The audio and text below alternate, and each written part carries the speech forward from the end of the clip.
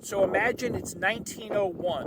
The ocean is a little further out. Right near the site, Marconi comes to Cape Cod and says, I want to build an antenna here. I want to make contact with Europe, and this is the spot I'm going to do it from.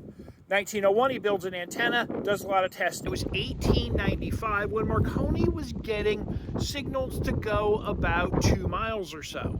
Back in 1899, he really did the first DXs we hams consider DX. And the Marconi team was making contacts about 66 miles from ship to shore in England. It was 1901 when Marconi made his first thing that we would traditionally call DX, which is a contact from one country to another. In this case, he was making contacts between Ireland and England. December 12, 1901, the action came here. This is Signal Hill, Newfoundland, and Marconi set up a receive station in order to try and get an international signal from England to the North American continent. And he was successful. Marconi used a kite and balloons to hold up his antenna and zinc as a ground plane. That enabled him to hear a midday signal that sent the letter S from England. Just dit.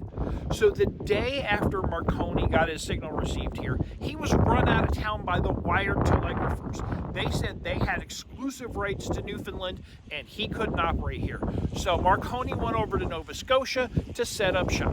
CQ Parks on the air. This is Victor Oscar 1 Alpha Alpha VO1AA calling CQ Parks on the air from Signal Hill in Newfoundland, calling CQ Parks on the air from Victor Oscar 1 Alpha Alpha and Victor Echo 4825. This is Victor Oscar 1 Alpha Alpha calling CQ and standing by for a call.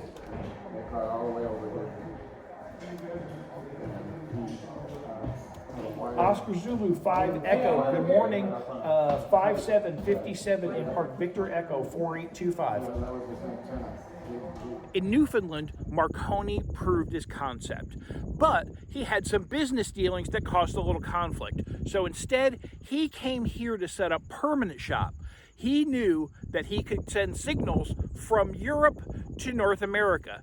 Now, he wanted to make that a regular thing, make that a business. And it started here on Table Rock, Glace Bay, Nova Scotia. Are there still towers at the Marconi site? Well, you're really only going to see the base of the wooden towers that he put up in order to set up his antennas here. But there are towers here you can see. There are 2 amateur radio towers next to the small museum, which is open during the summer for visitors to find out more about the Marconi site.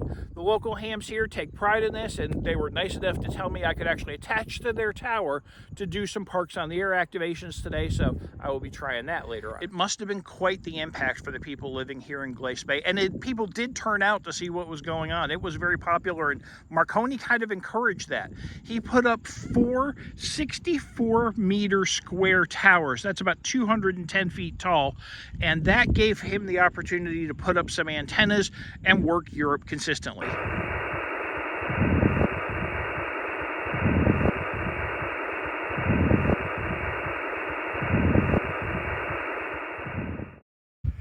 This marker behind me indicates closest as they can to the point of the original Marconi site, where in 1903 the first 2-way transatlantic message was sent between here, the United States, and England, over 3,600 miles away. The reason I say it's close is because the towers have been washed away by the ocean as the ocean keeps creeping in towards Cape Cod. So the original site is out in the water a little bit, but here's where we memorialize it. So I did my Parks on the Air activation from the Marconi site this morning, and while I didn't get anybody in Europe and recreate that contact that Marconi made in 1903, I did still talk to 15 other stations around the U.S., including 3 other parks. So I'm really excited about that. That's a pretty good day for 45 minutes of operating. It's damn cold on my hands, so I'm packing up and getting inside the car.